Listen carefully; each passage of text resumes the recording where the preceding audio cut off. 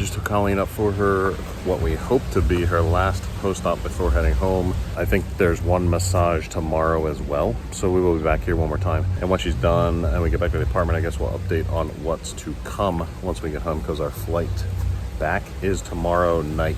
So we still have all day today, all day tomorrow here for her recovery. But right now, it's time for another popsicle. This was the one I was not sure of. Guanabana? I have no idea. It looks like some kind of fruit. I thought maybe banana would be in it, but there's no actual fruit ingredients that I can see. Maybe it's just sweet milk. I guess we're gonna find out. I don't know if this is a Miami thing, but there's just a rooster here chilling by this tree. Maybe you want some popsicle. So everything I just recorded about this taste test, I pushed the wrong button. So it actually did not record. So we're gonna do it over. But this flavor, that's why it's half eaten. This flavor is just kind of vanilla. There's no real fruit tones to it, fruit taste to it, and there's no vanilla specific flavor. Let's go check out that rooster. It looks like a friendly rooster, but you never know. I didn't want to chase it into the parking lot, so I came around the other way. It's definitely more afraid of me than I am of it. It's a hot one today, so this appointment could be an hour, hour and a half, because it's a post-op plus the massage. I gotta fix my glasses. My glasses broke while I was cleaning them. The metal split. As you can see that. So now they sit kind of crooked, and it makes my eyes like not straight, my vision not straight. So I had to constantly adjust them to like make up for that bend in the frame since it popped out. I don't know. It's annoying. I made a mistake, so I'm going to say pro tip to everyone: buy airline insurance if you do this type of thing, because we may actually have to stay longer than we intend. We're supposed to fly back tomorrow night, but this appointment will kind of determine that. They may say you should stay an extra day, we'd like to see you again, something like that. They most likely hopefully remove one drain today. Any airline tickets I've ever bought, I have never bought insurance, because when I commit to flying somewhere, I make sure I'm on that plane and I get there. It's not every day that you're booking a trip to Miami because of a medical procedure. I wasn't even thinking. I just booked a trip, paid for it, blah, blah, blah. And here we don't have trip insurance because I never checked that box. So we are out the money if we extend our trip. I will try to call American Airlines directly to see if they could change us, maybe for a small fee. But as their policy states, these are non-refundable tickets for any reason. So pro tip, get insurance if you're going to be traveling for a medical reason. Also, once we find out we're definitely flying back tomorrow, we will have to call the airlines anyway, because there is a ton of walking. I found out from experience flying in and renting this car, there is a lot of walking to get to the rental car area. So when the shuttle drops us off from this rental car place, we will have to walk a lot to get to the terminal, to security before the terminal. So we're gonna have to call the airlines and see if they could be ready with a wheelchair for us. I don't know if that's something that's doable. We've never done this before, so we're going to find out. Obviously, we need to know what day we are actually flying back before we can make those arrangements. So hopefully this appointment tells us more info so we can proceed with our plans in getting back and getting a wheelchair. Okay, the best one so far. I'm so excited. Just pull the plastic thing off. It's got 4 grams of protein. It's like the best coconut ice cream. Oh my gosh. This is like... And that's the perfect size. This could be addicting. Yeah, that's why I get one every day. Like, you want to try different flavors, but still the coconut's the best, so I kind of want coconut tomorrow. It's like... Okay, because I love Almond Joys and Mounds. Mm-hmm. It's like that Maybe coconut. We'll get a coconut and a chocolate. And then, like, go back and forth. It's so good. My boobs hurt. How was that appointment? So it's... Alright, I know, like, I can get into my own head. And I get anxiety. Really? So, it was a little nerve-wracking. I'm taking off the tape. You don't know what it's supposed to look like. So you're, like, draining, and you're like, is that okay? She said everything looks perfect. Like there's weeping?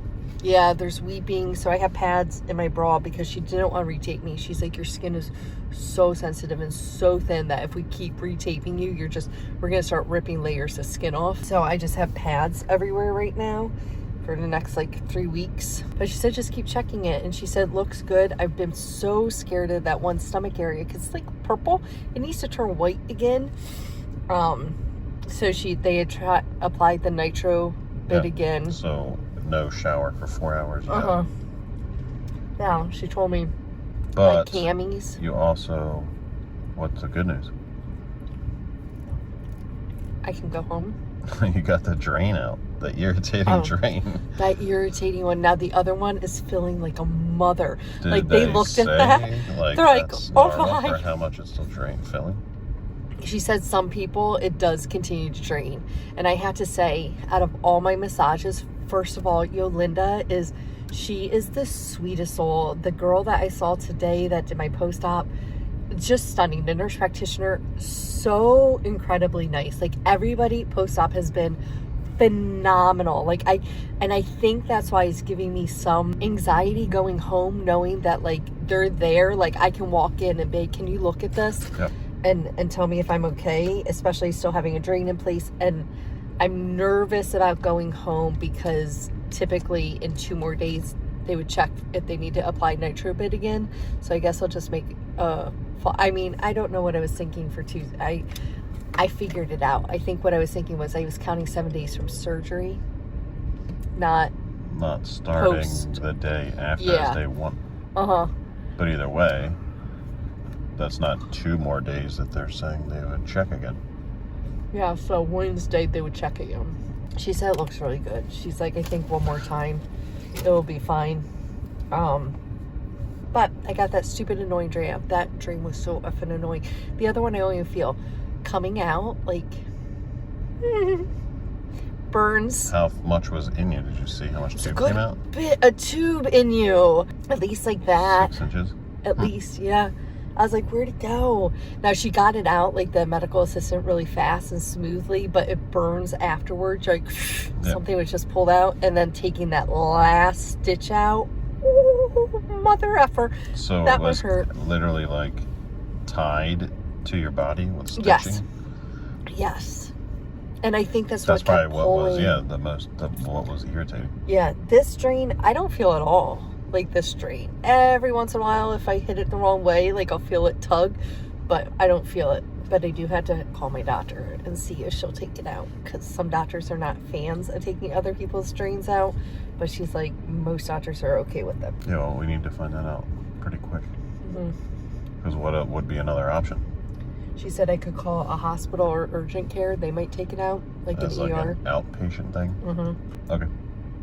I'm just enjoying this. This is flipping fantastic. I told you.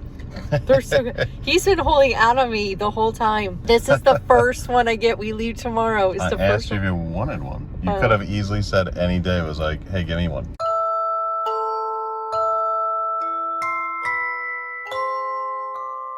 We're still on day 5. We didn't really have much to update, but you had a nice cooking on ice cream. I think that was the last thing. But a lot's happened since then. Yes. A lot. I'm very emotional right now. You can talk. Do you want to talk about your emotions? I mean, they warned you about this? No. Oh. No. So there's no emotional support when you have this done? No. And you know, like, I get, like, a lot of people do this they love BBLs, and obviously you do this because you want to feel better and look better, and I can't even explain to you the confident people that are in that surgery center, and I think that's awesome. Like, they are so confident. And that would be Melody. Yes, that was Melody. Yes. Saying goodnight. So, what happened? Oh, yes. At your appointment, they could only remove 1 drain. I think we already said this earlier. But there's no time frame for your other drain. And then, how many places did you call? 3, it's 4? Pretty full already. You called 2 medical places up where we are. They will not remove it. You called friends who are nurses, and they will not remove it. And one of your friends was trying to find other nurses, if they would remove it. And so far, nothing. Because of liability, no one wants to touch someone else's surgery, understandably. And there's one more on Wednesday. So we're supposed to leave tomorrow, but Wednesday is what they said. They could apply more of that gel if you need it. Yeah. It's based on the appointment. Yeah. So they thought you were coming back. Well, they knew I was coming back tomorrow, but they thought I was going home. But the medical assistant said, can I just advise you? She's like, both of them, the NP and the MA, were both like, you are more than welcome to go home. You're okay. It looks good. We applied this. If you came back Wednesday, we would look and maybe apply another one. But if you need to go home, go home.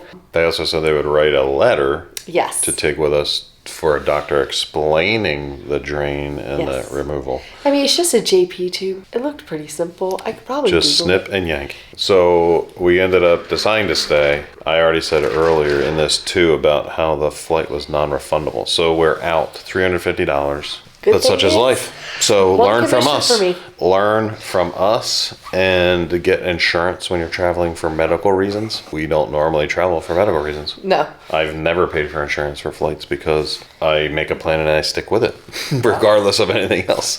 Not medical. Medical reasons are a different situation. I feel very, very bad. Like, I have a lot of emotion going on right now. Are you going to cry again? Probably. Oh, that's what we were talking about. The emotional support Yes. of not having any. Okay. Yeah, they don't go over that with you. My fellow people like me, you're going to understand exactly what I'm saying. The people that have not struggled with weight for all their life. Well, I didn't struggle all my life. It was when my first pregnancy at 18.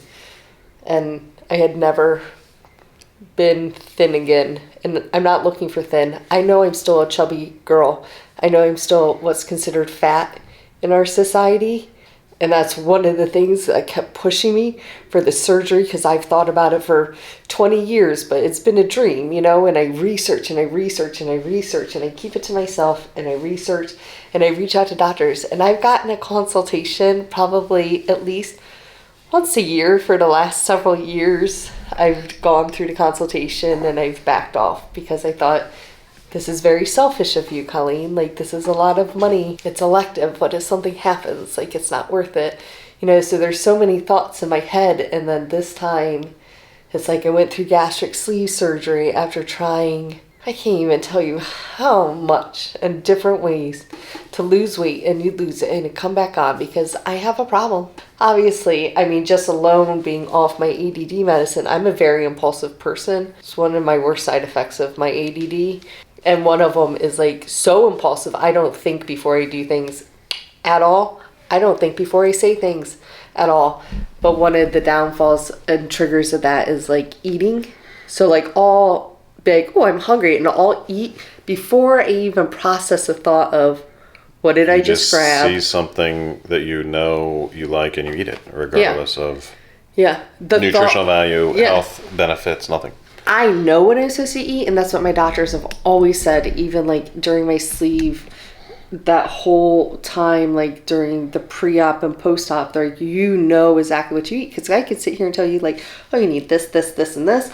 But I'm so impulsive, I just grab something and eat. And it literally is like 2 minutes later where I'm like, oh my God, why did I do that? Like, it wasn't even, I don't know. When you did try other diets and you were successful, you would pick at whatever might be sitting out or like what's easily accessible in the cabinet, and you would just take little handfuls. But then all that adds up over the day. If you're doing that at work, if there's candy jars at work, if there's like crap sitting around in break rooms. Y'all Weight Watchers people, because I tried Weight Watchers in the past. When I tell you I've tried hypnosis. Everything. She literally hypnotized herself to feel sick from the word donut. Yes. And it did work. It did. But that's expensive as too. And it's not permanent. And I can eat a donut now in a second flat. BLT is what they say in Weight Watchers. Every bite, lick, and taste count. And it is so true. So true. So then I went through a phase where if I wanted something, I would chew it, get the flavor, and spit it out. Because that's really healthy. Like, this is like the things that I did. So anyways, I get the gastric sleeve surgery. I literally make myself not be able to consume the food when it gets in my mouth because I'm impulsive. At a certain point, I can't even swallow it. Like I'm throwing it up or I can't process it. And I loved it. I loved it. I thought this was the best thing that could have ever happened to me. Like, I can't tell you how happy I was to throw up my food. I know that sounds sick. And to feel that restriction and that pain, I loved it because it stopped me. Then 2 years out, you don't get stopped so much. You still eat little bits, but you can eat whatever you want now. I can, anything that I want. And I start impulsively eating. So I gained 10 pounds since my sleeve surgery. I didn't even make it to goal weight. So I went back into bad habits of not eating, not getting my protein, not getting my water 8 months after my sleeve surgery with work and just getting back into that habit. So I kind of stalled at my weight loss, but I had lost 115 pounds and I was happy where I was. I gained 10 pounds and I'm like, this isn't cool. Don't do that. We're not going backwards, Colleen. We did not do all this to go backwards. And all I kept thinking in my head was everybody was right. Every single person would say you're going to fail. Not going to be able to do it. You've tried everything and you always go back. So like when I gained that 10 pounds, it's so... You just sit there and think, I am a failure. I can't even cut out my stomach. And then I tried to really stop it.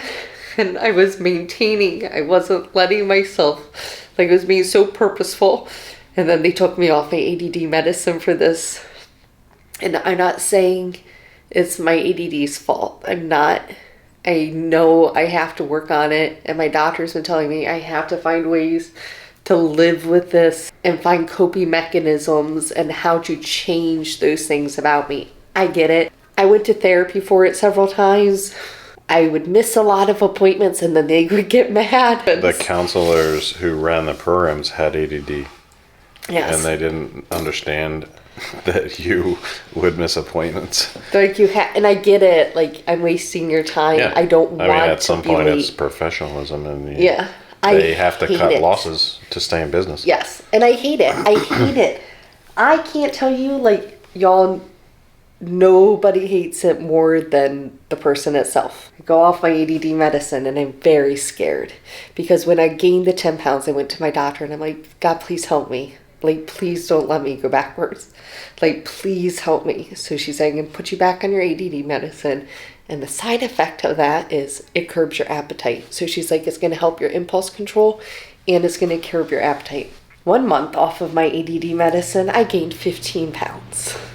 So going into this surgery, I was way fatter than I wanted to be. And I almost canceled it because I was like, you don't even deserve it. You should not be rewarding yourself with this. You are a failure.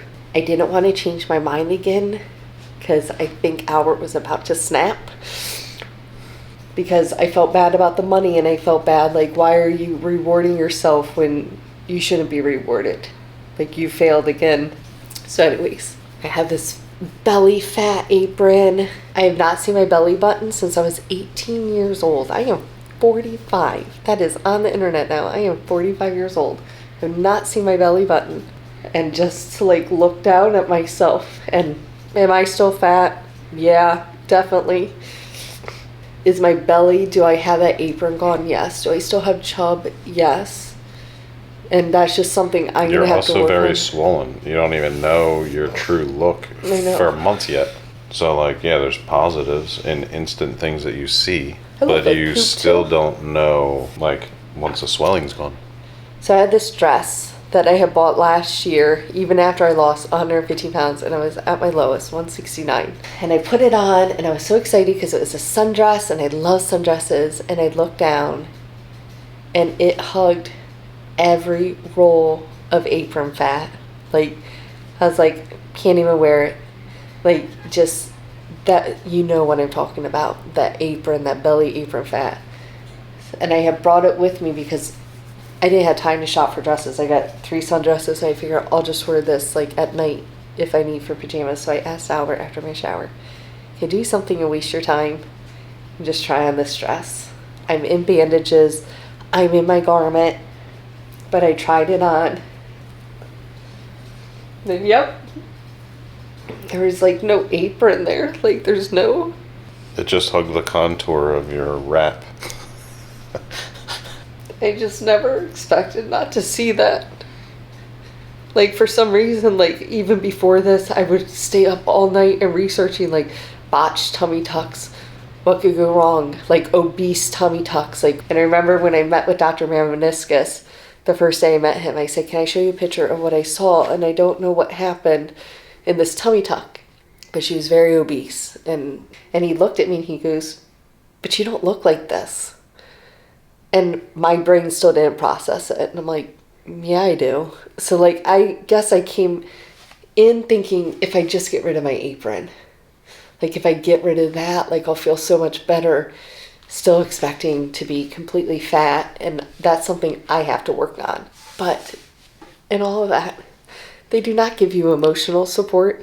And I am very emotional right now. Like we had to stay here. We had to spend more money. I feel worse about that. So pro tip, bring somebody that you can talk to. I'm putting my most vulnerable self out there for people to criticize me. I didn't tell you to do that. Okay, I think it's enough for one update. That's all you get from me. So tomorrow, we will have a new Airbnb to show you in a different area. My third one. We'll see you tomorrow. The good night FaceTime. Until next time. Last time.